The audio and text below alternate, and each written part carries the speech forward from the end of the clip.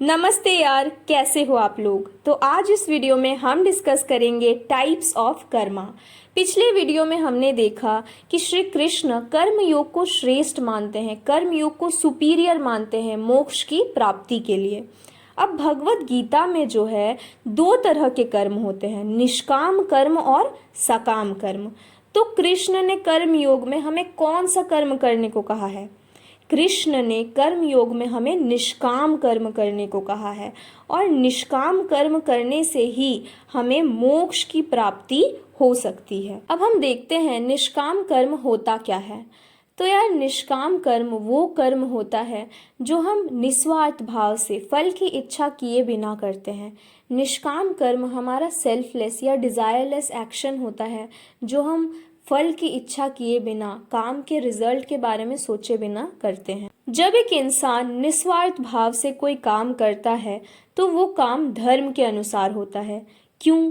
क्योंकि निस्वार्थ भाव से किए जाने वाले काम में हम ये नहीं देखते हैं कि हमारा क्या फायदा होगा, और जहाँ हम खुद के बारे में ना सोच करके, अपने फायदे के बारे में ना सोच करके कोई काम करते हैं, सेल्फलेस होकर कोई काम करते हैं, तो वो काम क्या होता है? धर्म के अनुसार होता है और सही होता है। इसीलिए निष्काम कर्म जो है वो सेंट्रल टेनेट है, यानी कि मेन प्रिंसिपल है कर्मयोग का, मूल सिद्धांत है कर्मयोग का निष्काम कर्म।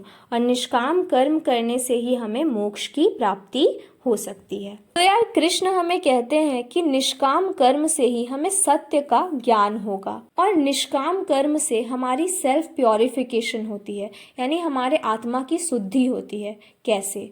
तो यार, निष्काम कर्म में हम किसी भी काम को उसके रिजल्ट से अटैच हुए बिना करते हैं, बिना किसी मोह माया के हम काम को करते हैं। और निष्काम कर्म में हम अपने जीवन के जो अटैचमेंट है, जो मोह माया है, उन सारी चीज़ों से आज़ाद हो जाते हैं। हमारी जो डिज़ायर्स होती हैं, इच्छाएं होती हैं कि हम ऐसा काम करेंगे तो हमारे साथ अच्छा होगा, हम ऐसा काम करेंगे तो हमारे साथ बुरा होगा। तो यार, जो हमारी इच्छाएं होती हैं और जब ये पूरा नहीं होता, हम कुछ काम करते हैं, हम सोचते हैं हमारे साथ अच्छा होगा, और जब हमारे साथ अच्छा नहीं होता है तो हमें दुख होता है। तो हमारी ये जो एक्सपेक्टेशन है, यही हमारे दुख का कारण बनता है। तो निष्काम कर्म से हम इन अटैचमेंट को और मोह माया को अपने जीवन से हटा सकते हैं। कैसे?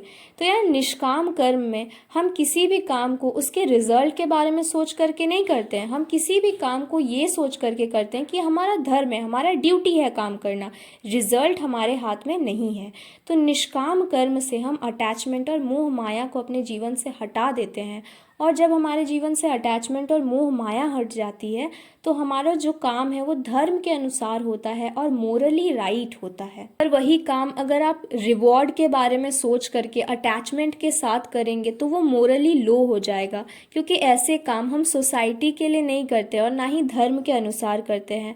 बस अपना अच्छा सोच करके, हमारे को अच्छा फल मिलेगा यही सोच के करते हैं, इसीलिए ऐसे काम मोरली लो होते हैं। तो यार, निष्काम कर्म का ऑपोजिट ही सकाम कर्म होता है।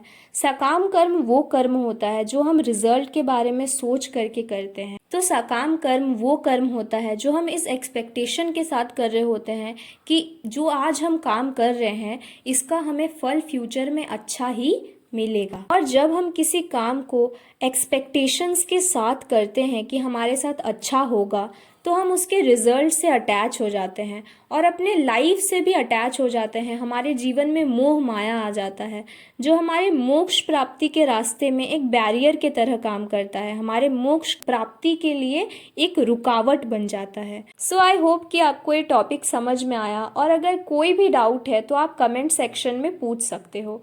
And thanks for watching.